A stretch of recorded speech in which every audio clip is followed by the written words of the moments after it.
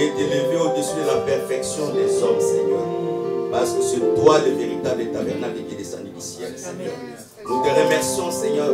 Dans ces moments que nous sommes en train de prier, il y a des gens qui souffrent, Seigneur, de mon salut. Innocemment, ils sont emprisonnés, Seigneur. Mais les coupables, ils sont libres dans la nature, Seigneur. Ce n'est que le plan de Dieu, ce n'est que l'amour de Dieu qui est manifesté dans notre vie. Voilà pourquoi je ne cesse pas de te remercier. Merci, Seigneur.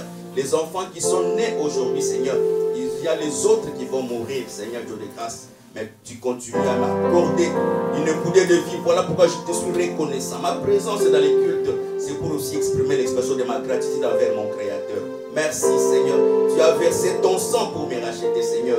Merci. Ce n'est pas n'importe quel sang. C'était en toi qui habitait corporellement toute la plénitude de la divinité. C'était les ciels et sur la terre, Seigneur notre Dieu. Mais tu as accepté d'être maltraité par les créatures, Seigneur, parce que tu avais un plan pour sauver mon frère, pour sauver ma soeur, Seigneur Dieu de mon salut. À ce moment que nous sommes devant de ta présence, Seigneur, ôte les cœurs des pierres et que donne le cœur de la chair, Seigneur. Parce que tu as été loin pour annoncer la bonne nouvelle et pour délivrer les captifs, pour rendre libres les opprimés, pour consoler ceux qui ont les cœurs brisés. Accomplis chaque promesse de la parole de Dieu dans la vie d'un chacun de nous en ces lieux.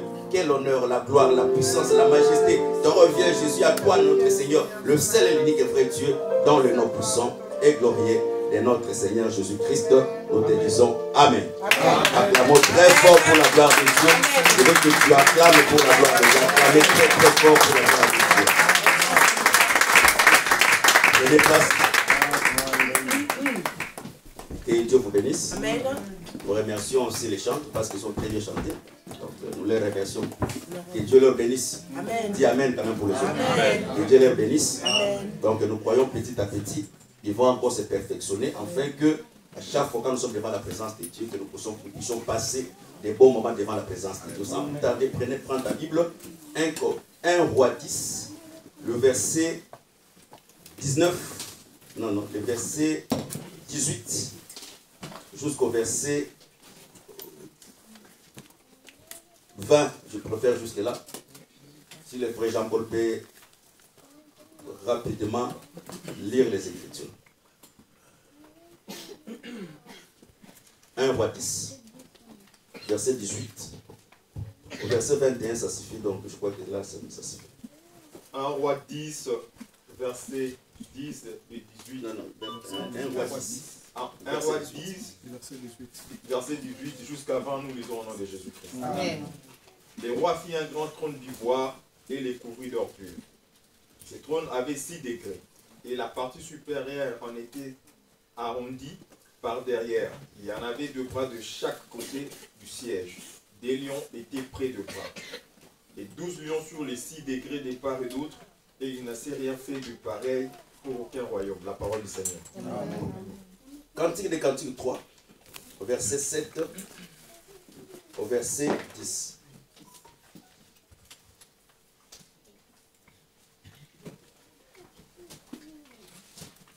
Cantique des Cantiques, verset 3. Chapitre 3, pardon, verset 7, nous lisons au nom de Jésus-Christ. Voici la litière de Salomon, et autour d'elle 60 vaillants hommes, des plus vaillants d'Israël. Tous sont armés de l'épée, sont exercés au combat.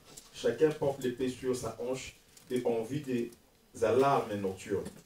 Le roi Salomon s'est fait une litière de bois de Liban. Il en a fait des colonnes d'argent, les dossiers d'or, les sièges de pourpre au milieu et une bordure, œuvre d'amour des filles de Jérusalem. La parole du Seigneur. 2 Pierre 2.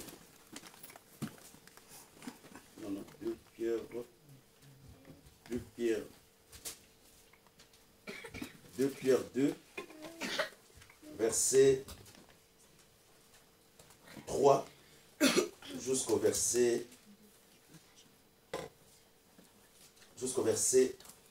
8.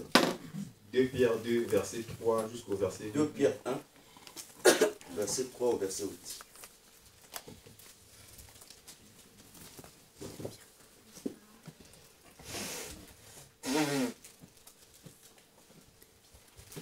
Deux Pierre 1, verset 3, verset 8. 2 Pierre 1.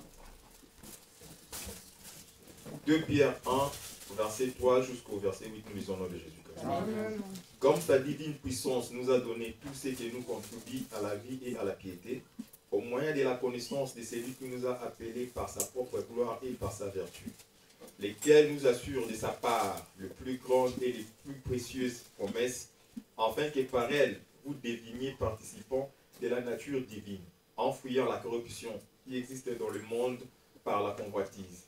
À cause de cela même, faites tous vos efforts pour joindre à votre foi la vertu, et la vertu, la science. À la science, la tempérance, et à la tempérance, la patience, à la patience, la piété. À la piété, l'amour fraternel, à l'amour fraternel, la charité.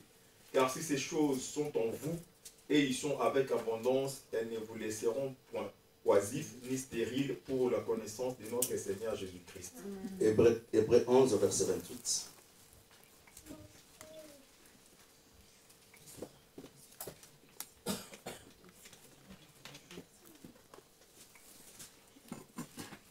Hébreux 11, verset 28. Hébreux 11, verset 28, nous lisons au nom de Jésus-Christ.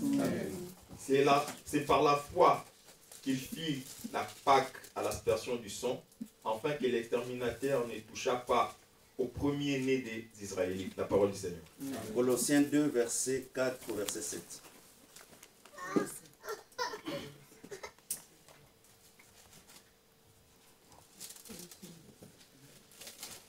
Colossiens 2, verset 4 jusqu'à 7, nous lisons au nom de Jésus-Christ. Je dis cela afin que personne ne vous trompe par des discours séduisants.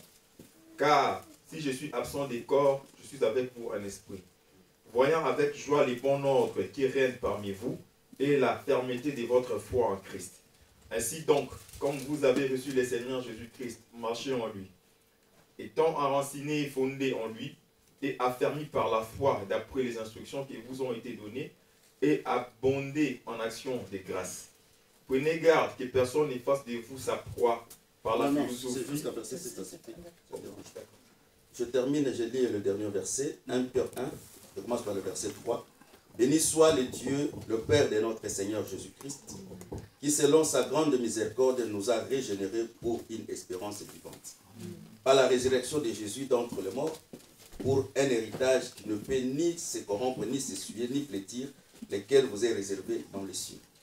À vous qui par la puissance de Dieu est gardé par la foi pour le salut prêt à être révélé dans les derniers temps. Et c'est là ce qui fait votre joie, quoique maintenant, puisqu'il faut que vous soyez attristés pour un peu de temps par de diverses épreuves, afin que le preuve de votre foi, plus précieux que l'or périssable, qui cependant est éprouvé par le fait, et pour résultat la louange, la gloire, l'honneur, lorsque Jésus-Christ apparaîtra. Que Dieu bénisse la lecture de sa parole. Amen. Que Dieu vous bénisse. Amen. Que Dieu vous bénisse encore. Amen. Je bénis, je salue encore tout le monde et je répète encore, que Dieu bénisse tout le monde pour cette nouvelle année. Amen. Je salue encore de revoir les frères José parmi nous. Donc que le Seigneur te soit favorable. Que la France te soit donnée. Parce que quand tu mets le pas quelque part, il faut que tu prennes aussi l'autorité sur les lieux. Que Dieu vous bénisse. Nous parlons sur les trônes de Salomon, les trônes d'ivoire et la litière de Salomon. Avant que nous puissions parler, nous exhortons toujours. Je vais exhorter 2 ou 3, 4 minutes. La Bible dit à Samarie, un jour, il y avait une grande famine à Samarie. À tel point que 2 femmes ont fait les ristournes. Donc, chacun devait donner son enfant pour un peu consoler ou bien permettre que la famine, pour ne pas apaiser la famine. Et on a mangé l'enfant d'une femme. Et le lendemain, on devait manger l'enfant de l'autre. Arrivé le lendemain, pour manger l'enfant de l'autre, l'autre refuse qu'on puisse manger son enfant. Que Dieu vous bénisse. Et celui qui a donné l'enfant qu'on a mangé, il a été dire au roi. Nous sommes convenus avec la femme et on devait manger nos enfants parce que la famille était trop grande. On a commencé par mon fils. Et arrivé à son fils, il refuse de manger. Et le roi cria à haute voix. Il dit qu'il faut qu'Élisée meure. Je me pose la première question. Est-ce que c'est le prophète Élisée qui a appelé la famine? Quelle est la relation entre la famine et les prophètes? Que Dieu vous bénisse. Que Dieu vous bénisse encore. Ma première réflexion, avant que j'explique ce que je vais expliquer, ma première réflexion, doctrinalement, tel que nous sommes parmi les saints, on ne fait pas les ristournes du péché. Que Dieu bénisse. Si tu me trouves dans le péché, applique les procédés de la Bible, viens me voir. Et s'il faut me censurer, censure-moi. Ne te dis pas dans ta tête, comme je le vis en train de pécher, le jour que lui aussi me péchera, il va me pardonner. Je ne te pardonnerai pas. J'appliquerai la procédure de la parole. S'il faut que les Écritures te pardonnent, c'est les Écritures qui vont te pardonner. Mais s'il faut que tu sois censuré, tu seras censuré. Voilà pourquoi dans les choses de Dieu, on ne fait pas le compromis avec la parole de Dieu. La parole reste la parole. La doctrine reste la doctrine. Que Dieu bénisse. Parce que beaucoup parmi nous, en étant serviteurs, en étant ministres, en étant enfants de Dieu, tu vis très bien. La sœur qui est à côté de toi, il ne vit pas une vie de la parole. Un enfant de Dieu, il n'est pas tourmenté. Un enfant de Dieu, il n'est pas tourmenté quand il est la famille.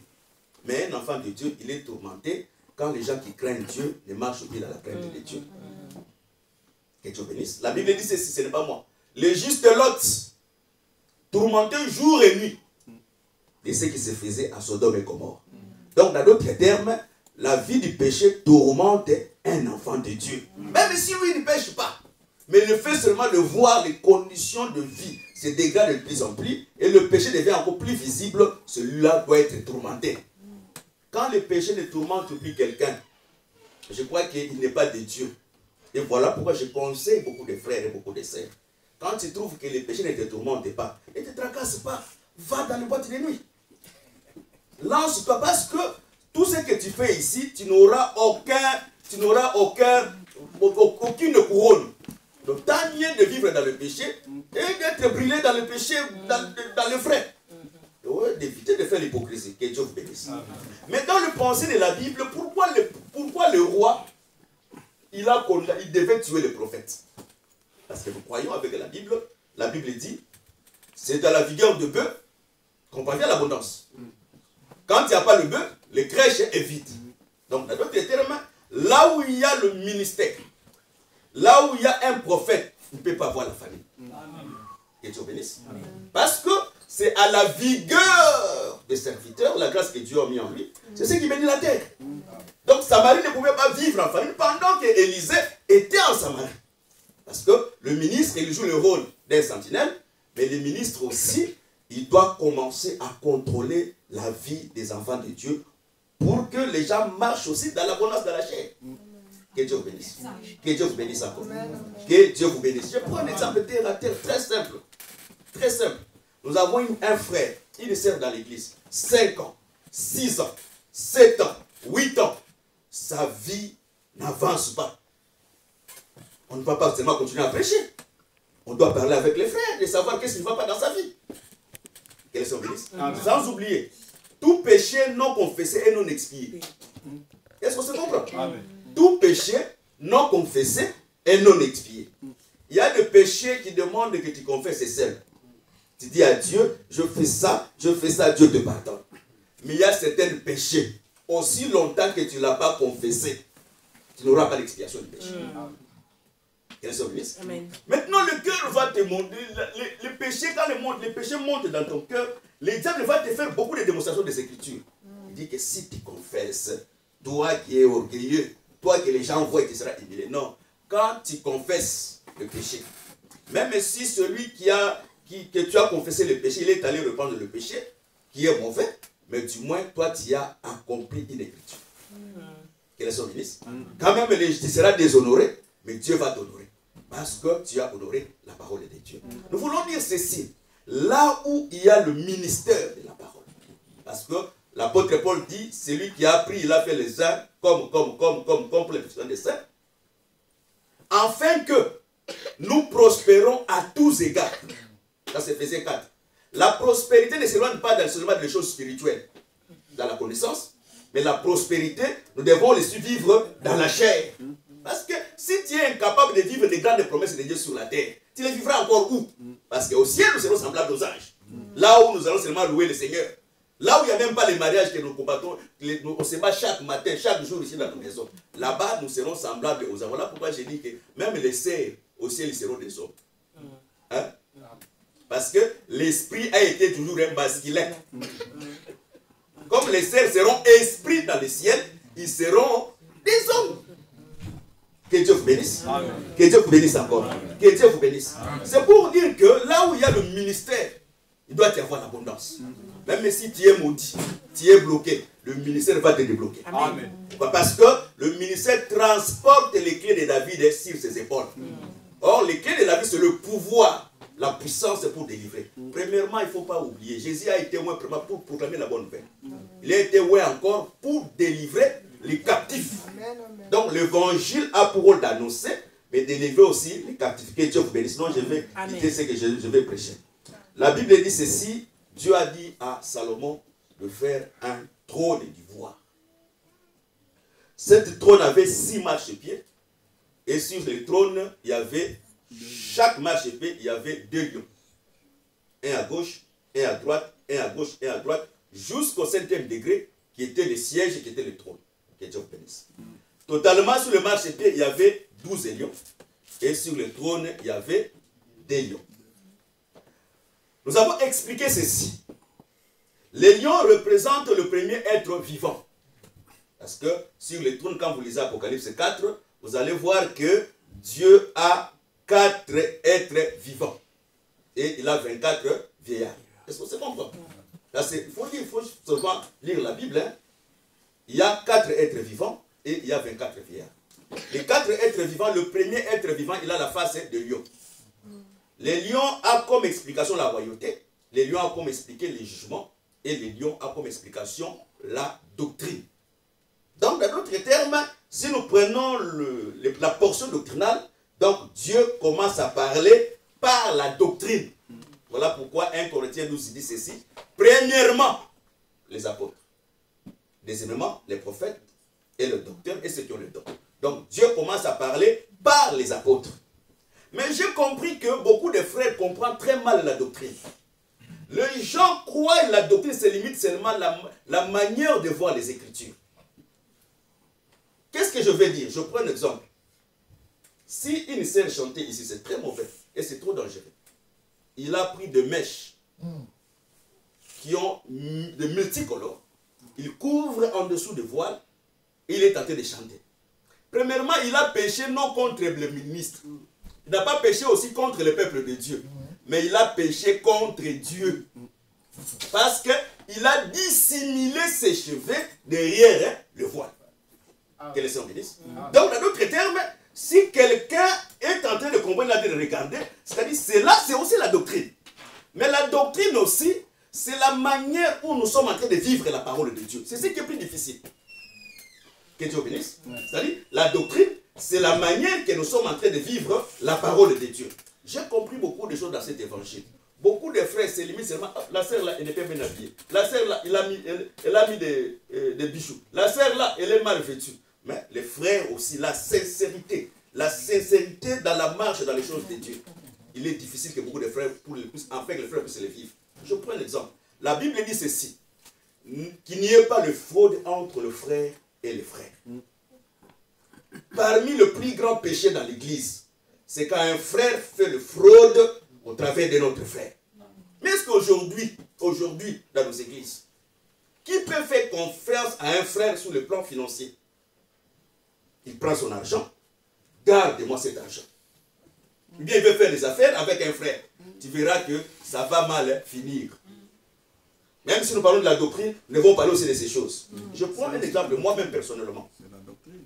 Je me suis engagé dans l'église de soutenir beaucoup de frères, d'intervenir dans beaucoup des actions de frères, afin qu'il n'y ait pas de problème entre les frères qui aient la sincérité, parce que nous abrévons la même parole.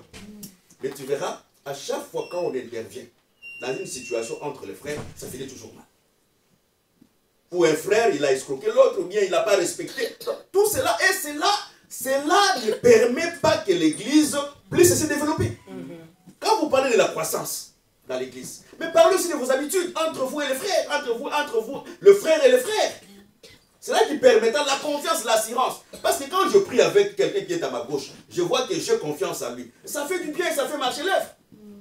Mais quand je prie avec quelqu'un que je n'ai pas confiance en lui. Je prends un exemple dans l'église. On a reçu un frère, on l'a passé par la délivrance, mais il y a un frère qui travaille quelque part. Il m'a dit, bon, docteur, moi je vais mettre fin à mon contrat, mais le lieu que je travaille, le travail n'est pas dur. Est-ce que tu peux proposer un frère qui vienne travailler à ma place? Mais en condition que ce frère ne soit pas un voleur. Parce que dans les lieux où il travaillait, l'argent, c'est la personne qui le gérait. Je réfléchis. C'était facile de pistonner un frère. Mais j'ai réfléchi. Pour ne pas naufrager le foi de le frère qui m'a proposé, je refuse. Non, parce que je n'aime pas le frère de l'église. Mais non, parce que les frères de l'église, ce sont que des frères par le nom. Ils ne sont pas les frères par la vie de la parole. Quand tu commences à prier vraiment que l'esprit des fraudes quitte ta vie. Amen. L'esprit des mensonges. Nous sommes trop dans les critiques, mais nous sommes moins dans la pratique de la parole de Dieu. Amen. Or, Dieu commence à parler par les lions. Que Dieu vous bénisse. Mais nous avons dit ceci. Nous avons des trônes. Nous avons le trône fixe, qui est le trône qui est composé des lions. Mais nous avons aussi le trône mobile, qui est composé des hommes. Parce que le trône mobile, il est transporté par les hommes. Est-ce qu'on se comprend? Qui est composé de 60 vaillants hommes. Nous avons expliqué le dimanche passé. Les 60 vaillants hommes représentent premièrement les 60 colonnes du tabernacle. Les 60 vaillants hommes aussi représentent les colonnes. Dans la Bible, les colonnes, ce sont des gens. La Bible dit, Pierre, Jacques, Jean étaient des colonnes de l'église de Jérusalem. Amen. Donc, dans d'autres termes, les colonnes, les vaillants, ce sont des gardiens de la doctrine. Que Dieu bénisse. Ce sont des gardiens. Mais les trônes qui marchaient avec les 60 vaillants hommes, Salomon était assis sur la broderie. Nous avons expliqué, la broderie, c'est l'image de la virginité. Quand on dit dans la Bible, même dans la pensée des hommes, quand on dit que sa sœur est vierge, donc dans d'autres termes, elle est pure. Parce que la virginité, selon la pensée de Dieu, c'est la pureté. Amen. Donc, dans d'autres termes, Salomon était assis dans les lieux que nous appelons la pureté. C'est-à-dire, les dieux que nous sommes en train de prêcher, pour que Dieu vienne au milieu de nous, il faut que la pureté soit en ce lieu. Le porteur de la parole doit être pur. Les gens qui écoutent la parole aussi doivent être purs. L'enseignement aussi doit être pur. Parce que la litière, c'est l'enseignement. La litière, c'est l'église. La litière, c'est Christ. Voilà pourquoi Dieu commence par parler par la face des lions pour veiller que la litière ne soit pas souillée. Quand l'enseignement est mal prêché, les gens aussi vont vivre une mauvaise vie. Mais quand l'enseignement est bien prêché, quand la parole prend la place dans les cœurs des croyants, la parole transforme les gens. Amen. Amen. Et quand l'homme est transformé, l'homme est régénéré. Que le Seigneur bénisse. Tu ne peux pas écouter cette parole et demeurer le même. Vous savez, il y a des gens qui ne peuvent pas prêcher la parole dans leur famille. Ils sont seulement frères ici dans l'église. Mais dans sa propre famille, il ne peut pas. Même dans ses propres enfants, il ne croit pas que c'est un chrétien. Il faut que là où tu es, que ta femme commence à croire que Dieu est chrétien. Amen. Amen. Que ton mari commence à croire que Dieu est un enfant de Dieu. Amen. Et après, nous saurons que toi, tu es un enfant de Dieu. Que Dieu vous bénisse. Amen. Que Dieu vous bénisse encore. Donc, la litière, c'est Dieu vers les hommes. Or, Dieu vers les hommes, c'est le Dieu comme prophète qui se fait parole. Mais les trônes, c'est les hommes qui viennent vers Dieu. Donc, dans d'autres termes, Dieu vers les hommes, Dieu vient démontrer son règne vers les hommes. Je prends un exemple. On prêche le ciel. Le ciel, le paradis a le repos. Le paradis, il y aura le mariage. Dieu est puissant. Il est capable de briser les liens de la servitude. Il est capable de transformer notre vie. Ça, c'est Dieu quand il vient vers les hommes. Dieu vient expliquer son royaume vers les hommes. Que Dieu bénisse. Quand il explique son royaume vers les hommes, Dieu aussi a besoin que les hommes voient son royaume. Donc, quand nous prêchons, nous expliquons le royaume de Dieu vers les hommes. Mais pour expliquer le royaume de Dieu vers les hommes, il faut que tu sois quelqu'un qui était au ciel. Tu ne peux pas témoigner le ciel si tu n'étais pas au ciel. Quand quelqu'un n'était pas au ciel, c'est un faux témoin. Or, quand tu es faux témoin, tu ne peux pas témoigner des choses que tu n'as pas vues. Quand tu vois quelqu'un prêcher cette parole, et il manque la pression de la prédication, sache-le qu'il n'est pas un vrai témoin. Parce qu'un vrai témoin, c'est celui qui a vu et c'est celui qui a écouté. Que Dieu vous bénisse. Que Dieu vous bénisse encore. Que Dieu vous bénisse. Que Dieu vous bénisse. Maintenant, le trône qui est venu vers les hommes. Il y a les 60 vaillants qui veillent. Qui veillent pourquoi? C'est le temps de la nuit. Ils ont l'épée sur la hanche. Le rôle d'épée, c'est quoi? C'est quand la litière veut s'essuyer, qu'il prend son épée, en fait d'attaquer celui qui veut suer l'épée, suer la litière. Donc, dans d'autres termes, on ne peut pas s'approcher de la litière aussi longtemps que Salomon est sur la litière. Que Dieu vous bénisse. Que Dieu vous bénisse. Nous croyons dans l'évangile que nous avons reçu. La parole, c'est l'épée. Le Lévi ne connaît pas son frère. Il ne connaît pas son père et il ne connaît pas sa mère. Quand dans les choses de Dieu, il y a maintenant la connaissance, celui-ci c'est mon frère dans la chair. Celui-ci nous étions avec lui en Angola. Celui-ci nous étions avec lui au Congo. Celui-ci nous étions avec lui au Gabon, c'est que l'église perd son sens. Que les Seigneur bénisse. Parce que l'épée de Lévi ne connaît pas son père ni sa mère. Je prends un exemple dans la Bible, j'ai expliqué ça le mercredi. Jacob va chez le fils de Shichem, je crois bien. Il arrive là-bas, sa fille était tranquille dans la maison. Aussi longtemps que la fille était dans la maison, la fille conservait sa virginité. Mais le jour qu'elle a décidé d'aller voir le fils du pays. Parce que chez les filles du pays, la virginité ne sert absolument à rien. Que Dieu vous bénisse. Or, les filles du pays, c'est le monde actuel.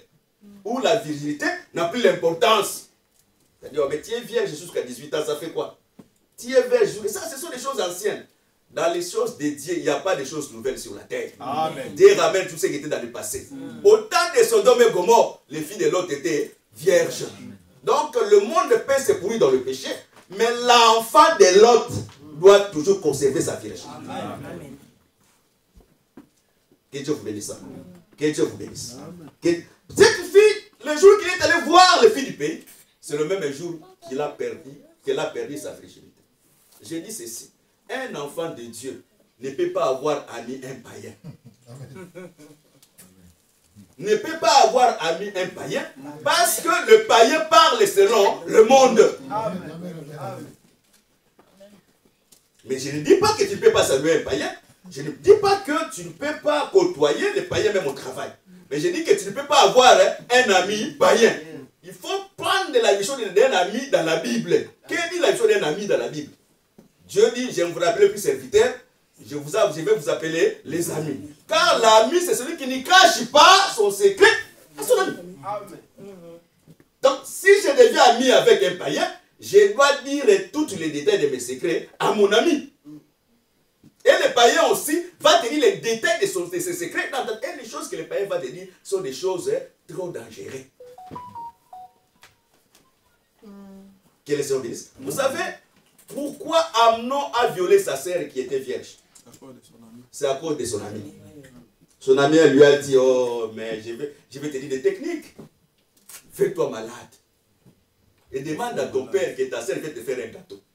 Ça, ce sont des pièges. Voilà pourquoi nous disons, une sœur dans le Seigneur ne peut pas aller dans la maison d'un frère. Oh, c'est mon frère. Non, non, non, non, non. Peut-être il s'est fait malade avec les gâteaux, comme Amnon. Une sœur dans le Seigneur, quand une sœur va dans l'église, dans la maison d'un frère, c'est une sœur diabolique. Et il ne craint même pas le Seigneur. Parce que l'impudicité, on ne la résiste pas. Mais l'impudicité, on la fuit. Il n'y a pas une arme contre l'impudicité. Dieu a fait la femme, c'est la faiblesse de l'homme. Voilà pourquoi pour ne pas tomber, il faut appliquer la doctrine de Joseph. Que Que Dieu vous bénisse. Amen. Que Dieu vous bénisse encore. Amen. Que Dieu vous bénisse. Amen. Donc, dans d'autres termes, la virginité, le jour qu'il est allé voir seulement le Philippins, il a perdu sa virginité. Maintenant, le père a accepté. Il dit, bon, comme ça se fait comme ça, parce que les païens savent bien parler. Oh, ça fera quoi? Nous tous, nous sommes quand même des croyants. Même si nous sommes des kébanguistes, nous sommes toujours des croyants. Nous croyons toujours à un seul Dieu. C'est comme ça, les cheveux sont comme... Bon, Jacob a accepté. Mais Lévi, quand il est venu dans le champ, il a regardé les mariages d'Abraham. Il a regardé les mariages d'Isaac. Il dit, même si le père a accepté, mais moi, je n'accepte pas la doctrine du père. Je n'accepte pas les paroles du père à cause de la doctrine. Que le Seigneur bénisse. Ne vous consolez pas. Un païen, c'est un homme animal. Que Dieu bénisse. Tôt ou tard, tu vas regretter. Mais un enfant de Dieu, c'est lui qui a la loi de Dieu sur lui. Même s'il fait une erreur, mais le réflexe divers entrera en lui. Et que la paix intérieure permettra de surmonter la situation. Amen. Que Dieu vous bénisse. Que Dieu vous bénisse encore. Maintenant, le Seigneur, quand on amène l'évangile, maintenant l'homme doit commencer à faire ce que nous appelons la marche. Rentrer vers Dieu. Or, pour rentrer vers Dieu, le trône a 6 degrés.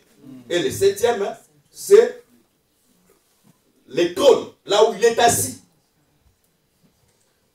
Nous avons donné l'écriture que les traversées d'Israël dans la mer Rouge, ils se sont engagés dans le chemin royal. Est-ce qu'on se comprend? On se comprend? Je répète encore. La mer Rouge qu'Israël devait traverser. Il y avait une porte, mais la porte était fermée. Mais Moïse a ouvert la porte et Israël est entré par la mer Rouge pour commencer la marche pour aller vers Canaan. Parce que Canaan, c'était l'image du ciel. Mais dans ce chemin, Moïse dit ceci, nous n'allons pas manger votre nourriture. Si nous le mangeons, nous allons payer au prix d'argent. J'ai dit le dimanche passé, un enfant de Dieu n'est pas, ça ce n'est pas le gouvernement des études, de la gratuité de l'école. Non. L'enfant de Dieu ne mange pas gratuit. L'enfant de Dieu ne cherche pas la facilité. Quand une sœur commence à chercher la facilité dans la vie, c'est là où commence la décision aussi de sa vie. Il faut que tout ce que tu fais dans la vie, ça soit moyennant un prix que tu as payé. Tu es allé à l'école, tu t'es formé, ça c'est le prix que tu as payé. Tu es réveillé le matin, tu es allé travailler, ça c'est le prix que tu as payé. Mieux vaut manger l'argent de ton propre prix que commence à demander l'argent chez les hommes que tu savent que tu ne seras pas avec eux. Oh non, achète-moi ça. Achète-moi ça, donne-moi ça. Et donne-moi ça. Mais tu sais dans ta propre conscience que ces frères ici ne seront pas mon mari. Et c'est là plus diabolique que le diable. Que le Seigneur bénisse. Et les frères conscients, vous savez, les frères sont aveuglés. Ils voient très bien que la sœur lui mente. Et en rentrant à la maison, ils trouvent déjà dans le téléphone de la sœur, il y a beaucoup de numéros. Attention. Mais quittons cette bande d'autoroute. Premièrement, je répète, dans le mariage, il n'y a qu'un seul téléphone. Un couple qui a le téléphone avec des codes, ce sont des couples très diaboliques, tous les deux.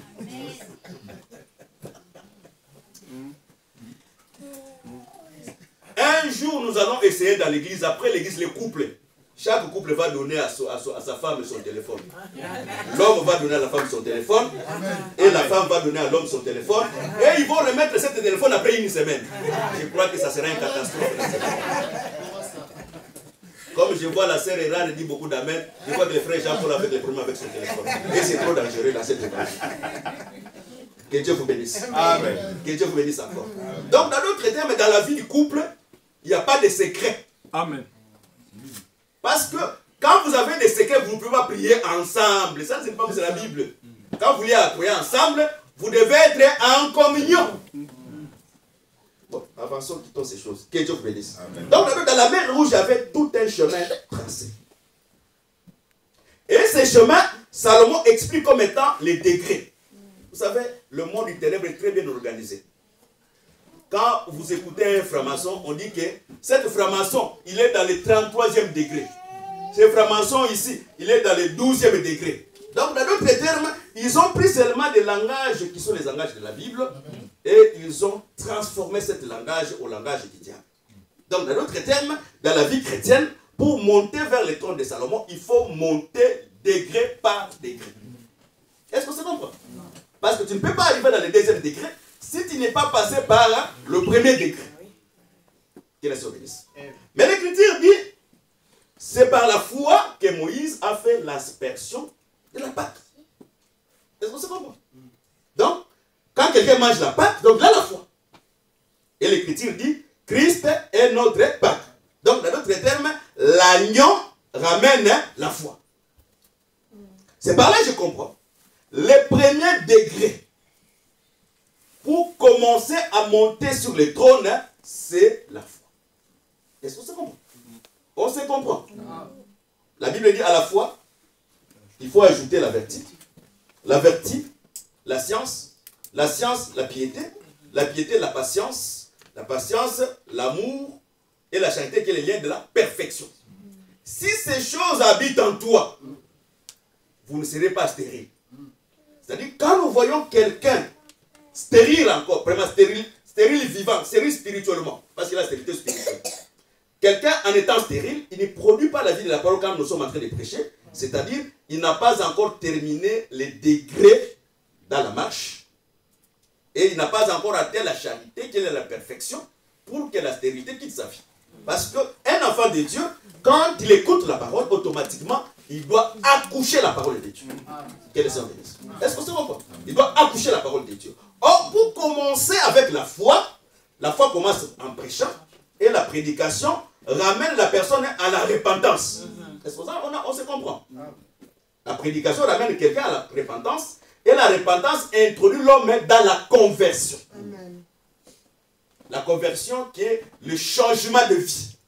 Vous savez, quand vous croisez un enfant de Dieu baptisé du Saint-Esprit, il y a une manière, tu peux le voir par l'unité de l'Esprit, que celui-ci c'est un enfant de Dieu. Même tel que nous sommes ici à l'église, il y a des enfants de Dieu qui sont comme à moitié enfants de Dieu, ils sont comme aussi enfants de Dieu. Mais finalement, ils ne sont pas, on ne sait pas s'ils sont enfants de Dieu, s'ils sont enfants du diable. Donc ils sont là au milieu. Mais on les voit seulement par les yeux. Ça c'est faux. Il y a des péchés d'autres personnes qui se voient seulement par les yeux. Mais il y a d'autres personnes, quand tu le vois, c'est un frère sérieux. Et quand tu fais affaire avec lui, le Seigneur sera avec lui. Que Dieu bénisse. Que Dieu bénisse encore. Donc, dans d'autres termes, la foi, c'est le premier escalier. C'est le premier degré. Mais pour avoir la foi, il faut qu'il y ait premièrement le prédicateur qui annonce l'évangile. Est-ce que ça comprend? C'est le prédicateur qui annonce l'évangile. Et l'évangile amène la foi pour atteindre le premier degré.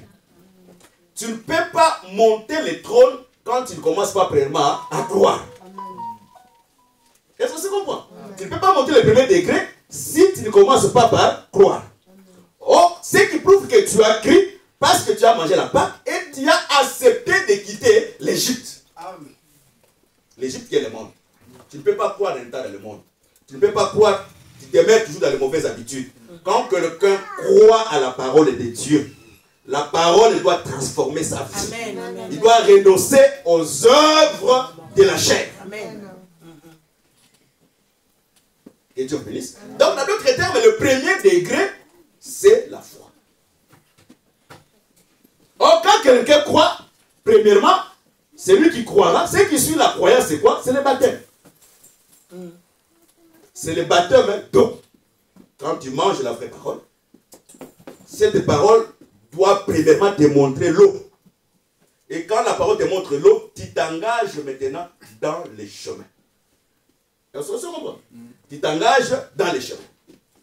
Mais nous avons prêché ici, je répète ce que je commençais à prêcher pour maintenant bien encore expliquer. Nous avons prêché ici.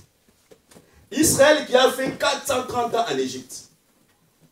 Mais le jour qu'ils ont mangé l'agneau pascal, la Bible dit, c'était le premier jour de l'année. Est-ce que c'est comprend? Je répète encore d'une autre manière. Dieu dit à la femme dans le jardin, comme tu as fait ça, tu enfanteras avec douleur. Donc, dans d'autres termes, le jour de l'enfantement, j'augmenterai la douleur. Donc, quand la femme est enceinte, là déjà la douleur. Mais quand il va enfanter, la douleur encore va s'accentuer. On se comprend? Mais Israël en Égypte, il faisait des travaux pénibles. Est-ce que se comprend? Mais quand Israël veut quitter l'Égypte, le pharaon augmente les travaux pénibles. C'était signe qu'Israël va quitter l'Égypte. Or, pour quitter l'Égypte, la Bible dit, si le Fils vous affranchit, vous devenez réellement libre. C'est-à-dire, si on ne donne pas naissance à un enfant, il ne sera jamais libre. Donc, quand quelqu'un reçoit la semence de la parole, et il enfante la parole, c'est cette parole qui va le délivrer. Que Dieu bénisse. Que Dieu bénisse encore. C'est-à-dire, si quelqu'un n'a pas le Fils en lui, il ne peut pas être délivré. Donc, c'est-à-dire, c'est le Fils qui vient affranchir. Voilà pourquoi il y a le combat dans les choses de Dieu. Quand quelqu'un croit, il est dans un combat permanent entre le monde et la parole. Et cette parole, des fois, ça deviendra difficile. Mais la Bible dit, ceux qui connaîtront leur Dieu agiront avec fermeté. Donc, dans d'autres termes, dans la foi, nous demandons ce que nous appelons la Bible, la fermeté. C'est-à-dire, quand quelqu'un mange l'agneau, il enfante un fils, automatiquement, il doit quitter l'Égypte. Mais avant de quitter l'Égypte, il faut passer par la mer Rouge pour être baptisé de l'eau naturellement. Et être aussi régénéré. Nous avons dit ceci, ces jours-là, c'était les premiers jours de l'année. Donc, dans d'autres termes, ces jours-là, Dieu a oublié l'âge de la chair d'Israël. Dieu a commencé à compter Israël ces jours-là comme étant un enfant nouveau-né. Que le Seigneur bénisse. Donc, dans d'autres termes, tels que nous sommes ici, il y a des gens qui ne sont pas nés encore dans les choses de Dieu. Amen. Il y a des gens qui sont nés, mais qui sont encore bébés. Un bébé, c'est qui?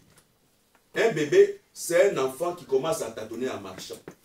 Quand il marche, il tombe. Il se relève encore, il marche, il tombe. Les autres sont encore dans cette nature-là. Mais il y a d'autres, les pieds déjà sont enfermés dans la marche. Que le Seigneur vous bénisse. Amen. Mais nous avons expliqué ceci. Dieu ne contredit pas sa parole. Amen. Quand tu vois même Paul prêcher, Paul dit ceci. Aussi longtemps que l'héritier est enfant, il est semblable à un esclave, il est sous-tutelle d'un administrateur. Donc Israël, en étant né de nouveau, en étant né par la parole au moyen de l'agneau, Israël ne pouvait pas hériter Canaan en étant un enfant. Est-ce que vous comprenez? Donc, dans d'autres termes, ne regarde pas l'âge physique d'Israël, mais regarde la pensée prophétique de la parole. Je prends un exemple. Doctrinalement, un vrai enfant de Dieu ne peut pas fêter son anniversaire.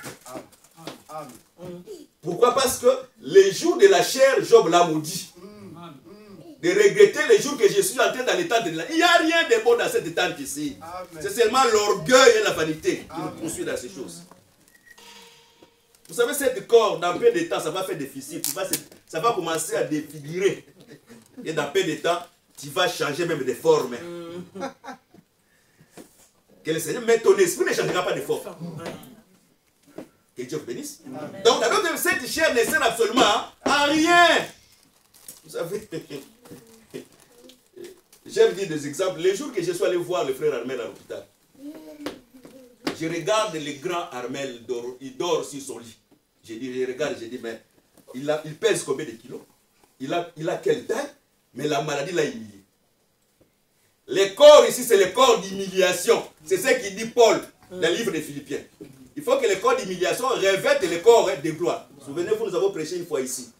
Nous avons dit ceci, Job, quand Dieu l'a frappé de la maladie, il a brisé la bouteille, il a pris les tessons, il a commencé à se gratter. Donc, dans d'autres termes, Christ, c'était une vase, il devait être brisé à la croix, et les portions de pain servent aux apôtres pour un peu commencer à soulager jusqu'à ce que la blessure reste. Jusqu'à ce que le quoi? Comment on appelle? La blessure.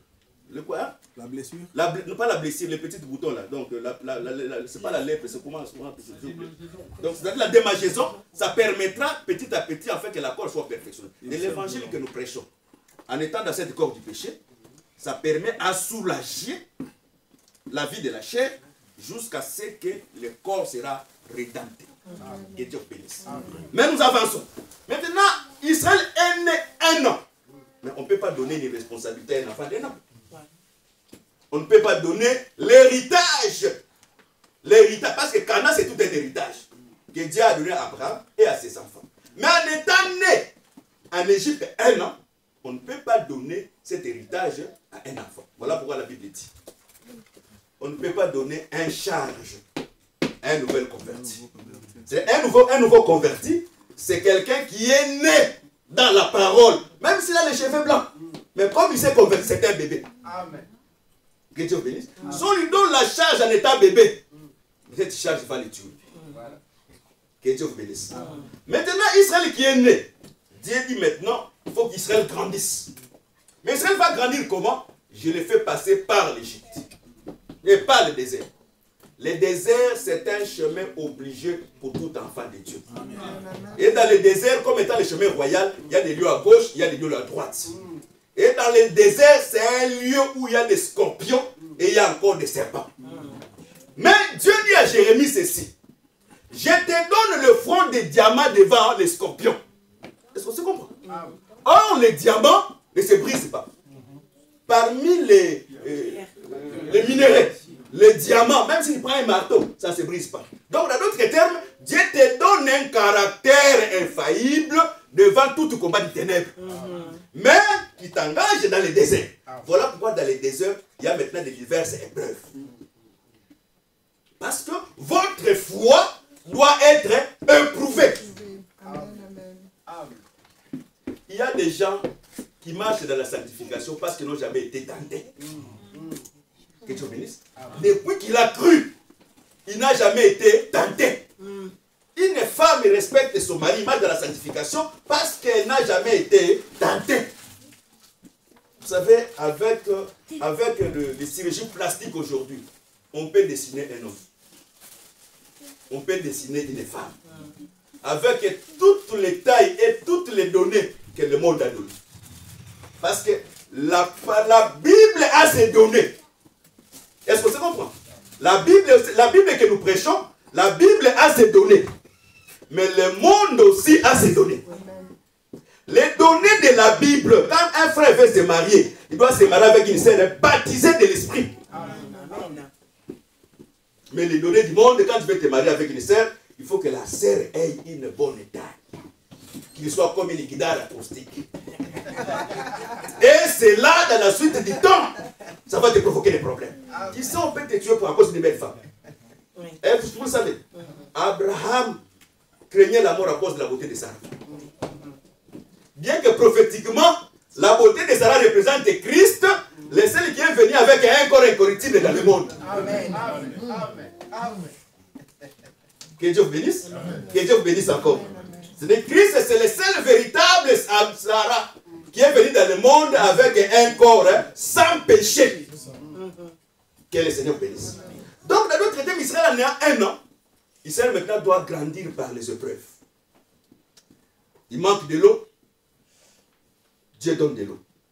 Il marche, il trouve que, maintenant la séduction. Donc, il a passé par toutes les épreuves. La séduction. Les femmes qui viennent séduire. Vous savez, quand une femme vient te séduire, il faut prier. C'est un démon revêtu dans la chair. Dans la doctrine, une femme ne peut pas draguer un homme, quelle que soit l'évolution de la civilisation. La femme n'a pas la bouche, mais la femme a l'oreille. C'est à l'homme de parler. Et je conseille toujours les sœurs de cet ensemble. Si un frère ne dit pas un mot, même si tu fais des cadeaux, ne cède pas par compréhension. Il faut qu'il parle parce que la parole, c'est la semence dans ton cœur.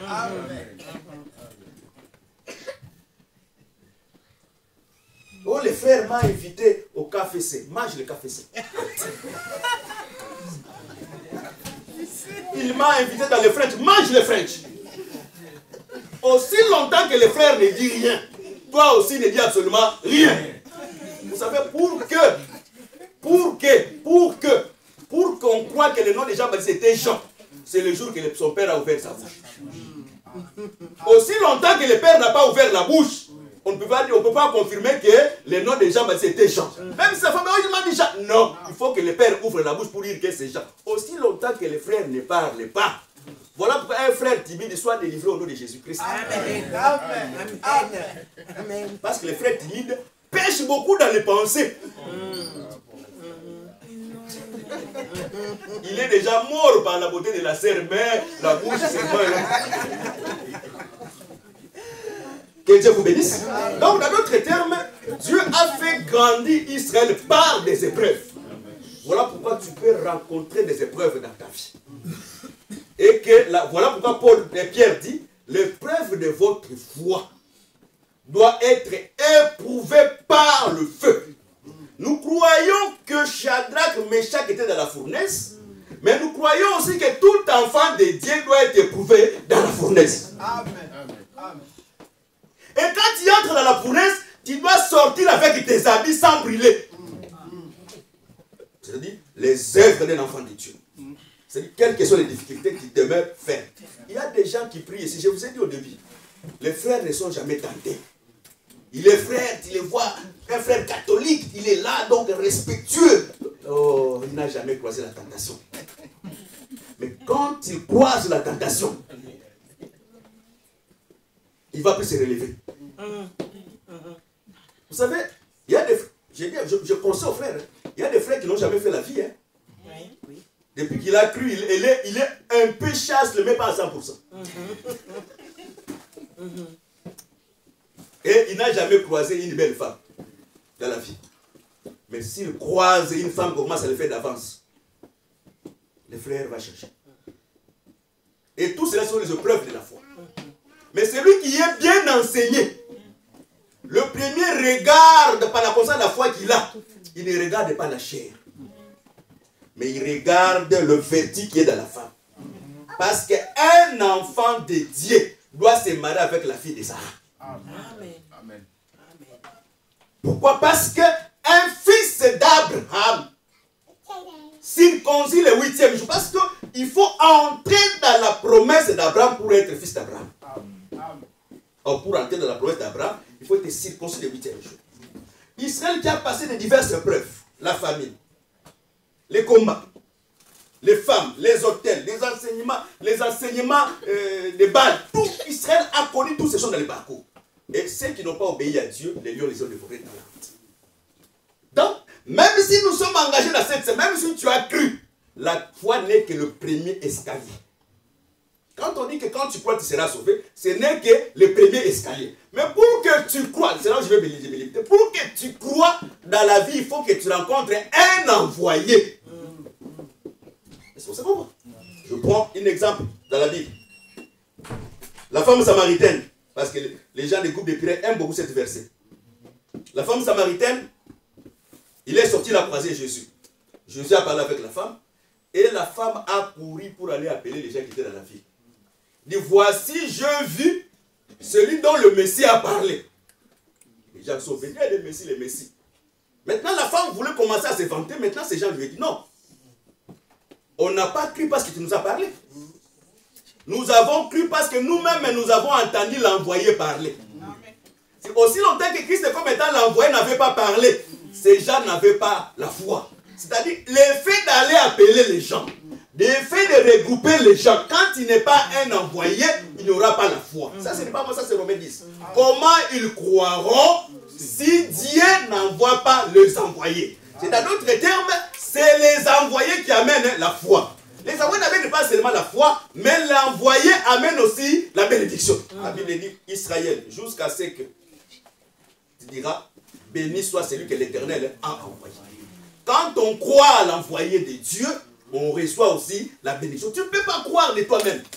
Tu ne peux pas croire. Il y a des frères qui comprennent très mal la parole. Il est assis sur l'ordinateur, il est assis sur la télévision. Il dit, moi je commence à prier à la télévision. Mais c'est grave. Est-ce que tu communies avec la télévision? La communion fraternelle. Est-ce que la manne que tu manges là, il faut très bien lire la Bible. Israël, quand il voulait ramasser la manne, il ne restait pas à la maison. Israël sortait pour aller ramasser la manne. Venir au culte, c'est sortir pour venir ramasser la manne. Rester à la maison, commencer à regarder. Votre foi va commencer à diminuer petit à petit. Petit à petit. Petit à petit, jusqu'à ce que votre foi va s'éteindre. Pourquoi? Parce que dans la vie chrétienne, il y a toujours les épreuves. Ton mari peut être une épreuve pour toi. Ta femme peut être une grande épreuve dans ta vie. Voilà pourquoi le divorce dans l'écriture, c'est sauf pas l'adultère, mais motif quelconque. Vous allez dire, oh, ma femme est impolie. Ça ne nous regarde pas. L'impolitesse, nous n'encourageons pas les sœurs dans l'impolitesse. L'impolitesse, c'est le motif quelconque. Oh, mon mari est sorcier, c'est le motif quelconque. Oh, moi, il a manqué de respect, surtout quand on touche à ma mère, c'est le motif quelconque. Mais quand ta mère insulte ta femme, ce n'est pas un motif. Le motif, c'est seulement quand la sœur insulte la maman. Il y a des frères qui sont très très diaboliques, qui ont pris la famille, l'ont mis devant, il a mis la femme après. Mais quand tu mourras, je vous explique que quand vous allez mourir, toi les frères, tous ces gens-là qui étaient derrière toi, ils ne viendront pas voir tes enfants. Alors quand tu vas investir chez ta femme, investir chez tes enfants, tu auras l'assurance, même si tu es mort, ma femme ne va pas maltraiter ses propres enfants. D'ailleurs, c'est une mère. Les enfants marchent toujours avec la peau. Amen. Amen. Oui. Les coqs. Voilà pourquoi Jean-Paul fait des fois la doctrine du coq. Que Dieu vous bénisse. Donc, la foi, c'est le premier escalier. Or, la foi n'est pas seulement la marche. La foi nous amène pas seulement à l'héritage. Mais la foi nous permet aussi d'encadrer des grandes lignes doctrinales. Parce que la Bible dit, expressément, l'Esprit dit, vers les derniers temps, les gens abandonneront la foi et s'attacheront aux esprits séducteurs. Tout ce qui n'est pas à la lumière des Écritures, c'est la doctrine des démons. Amen. Quel que soit le bon que cette chose est, mais comme la chose contredit la pensée de Dieu, c'est démoniaque. Amen. Je donne cet exemple à plusieurs reprises. Pierre était avec le Seigneur. Il a vu le Seigneur multiplier le pain. Il a vu le Seigneur guérir les malades. Il a vu le Seigneur ressusciter les morts. Or, Jésus, dans les livres, parce que la Bible dit qu'il n'a voulu ni sacrifice ni holocauste, aussi, le livre, il était écrit de moi. Donc, dans d'autres termes, les livres qu'on appelle Jésus étaient déjà écrits que Jésus devait mourir. Parce que Jean-Baptiste présente Jésus en deux phases. Il dit, voici l'agneau qui ôte les péchés. Il dit encore, voici l'agneau. Quand il dit voici l'agneau, Pierre, Jacques, Jean, suivent automatiquement Jésus. Mais ils étaient disciples de Jean-Baptiste. Je vais parler un peu de la doctrine est faite ici. Mais Christ, bien que Pierre et Jean étaient des disciples de Jean-Baptiste, mais quand ils sont venus en Christ, Christ a fait encore des années pour les former, pour les imposer les mains. On n'impose pas quelqu'un le main parce qu'il était, disciple d'un autre. Non, non, quand il vient vers toi, il doit prendre encore le temps pour l'imposer les mains. Mais nous quittons cette bande-là. C'est-à-dire, dans d'autres termes, Jean-Baptiste avait vu que Jésus-Christ devait mourir pour l'expiation du péché de l'humanité. Maintenant, Jésus dit à Pierre que je vais mourir.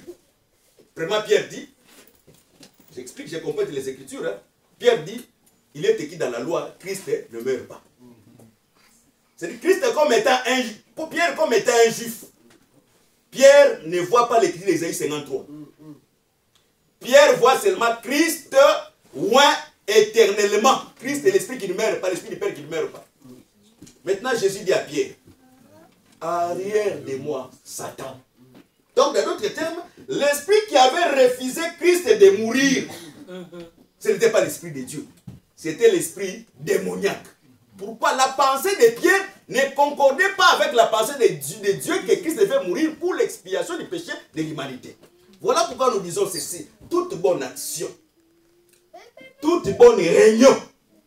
Mais si ces réunions ne répondent pas aux critères de la parole, les présidentes de maman, les présidentes de papa, les chefs des intercesseurs, les chefs des gagneurs d'âme, qui n'est pas mauvais, mais toutes ces choses, quand ces choses ne correspondent pas à la bonne marche de la foi, c'est la doctrine des démons.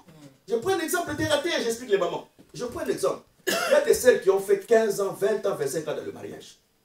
Mais toi, tu viens d'entrer dans le mariage, tu n'as pas même pas un an, même peut-être tu n'es pas marié. Qu'est-ce que tu vas expliquer aux femmes mariées? Il y a des réalités qui sont dans les mariages qui ne sont pas écrites dans la Bible. Ou toi qui n'es pas marié, tu ne peux pas expliquer cela. Tu es incapable d'expliquer cela.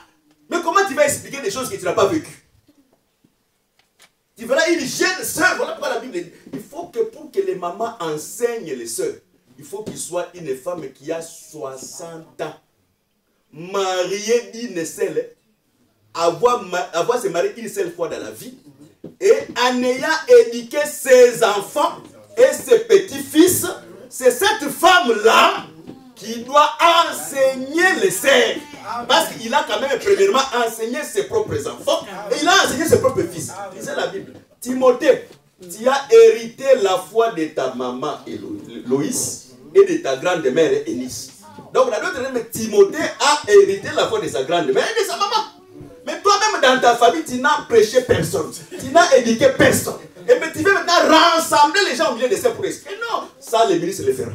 Oui. Amen. Parce que le ministre il joue aussi le rôle d'une femme âgée. Voilà pourquoi nous veillons sur le mariage. Nous voulons que les frères et les sœurs ramènent leurs enfants dans l'église. De façon que parmi les sœurs qui sont dans l'église, qu'il y ait des sœurs plus tard qui enseigneront les sœurs comment vivre dans les mariages. Quand tu divorces, la sœur, je divorce, tu perds déjà cet critère. Quand tes enfants, on les attrape de voler dans les magasins, tu perds cet critère. Il faut que tu éduques tes enfants dans la soumission, dans la foi, afin que le critère, vous savez, servir, le plus grand bénédiction, c'est servir Dieu. Vous me servirez et je vous servirai. Même si tu ne trouves pas aujourd'hui ce que tu fais, mais sache qu'il y a certaines choses qui s'approchent dans ta vie parce que tu sers Dieu. Même les gens qui chantent ici, quand on te dit seulement, tu ne vas plus chanter. Tu dis, ah, si je ne chante pas, ça fait quoi? Sache que tu as perdu une vertu qui te protège. Dans tout ce que nous faisons en servant Dieu, il y a une écriture qui nous protège. Vous me servirez et je vous bénirai. Donc, dans d'autres termes, la foi, c'est le premier escalier. Mais la Bible dit, ne mettez pas la foi à tout esprit. Chaque prédicateur, c'est un esprit. Chaque frère qui est à côté de toi, c'est un esprit. Chaque sœur qui est à côté de toi, c'est un esprit. Ce n'est pas moi, c'est Paul qui dit. Dans Hébreu, il dit que nous sommes l'assemblée des esprits. Donc, dans d'autres termes, chaque frère, c'est un esprit. Et ne mettez pas la foi à tout esprit. Vous savez, ce n'est pas le fait que nous prions ensemble, tu donnes. C'est bien de donner confiance. Mais avant de donner confiance, il faut avoir un œil spirituel, c'est la personne que vous êtes engagée. Voilà pourquoi nous voulons que beaucoup de frères produisent la vie de la conversion. Il y a des frères ici, même s'ils sont là, mais il y a des frères qui craignent, si je laisse ma femme avec cette frère 5 minutes, ça sera un scandale ici. Mais cependant que, quand nous n'avons pas cette assurance les uns les autres, c'est-à-dire qu'il y a encore un grand travail à faire dans notre propre vie. Il y a encore un grand travail à faire dans ta propre vie. Pourquoi? Parce que les éléments de la foi, parce que la foi, c'est le premier escalier. La foi, c'est quoi? Je vais me limiter ici. La Bible, c'est par la foi que Abel offrit le sacrifice le plus excellent. C'est par la foi que Abraham offrit Isaac en sacrifice. C'est par la foi que les autres acceptèrent la mort, en sachant qu'il y aura encore une meilleure résurrection. Est-ce que tu as la foi de mourir aujourd'hui pour avoir la meilleure résurrection? Si on dit de te tuer seulement pour Christ, combien vous acceptez ici? Mais la foi doit nous amener à ce niveau de croire, de mourir à cause de la parole, mais que demain, j'ai la meilleure résurrection. Amen. Donc, la foi, c'est le premier élément, le premier escalier. Pourquoi il faut qu'il y ait un envoyé? Tout celui qui n'a jamais été prêché par un ministre envoyé de Dieu, il n'a jamais cru. Parce que ce sont les envoyés qui amènent la foi. La femme samaritaine n'a pas amené la foi. Mais les gens ont cru parce qu'ils ont entendu parler l'envoyé. Que Dieu vous bénisse. Amen. On se limite ici.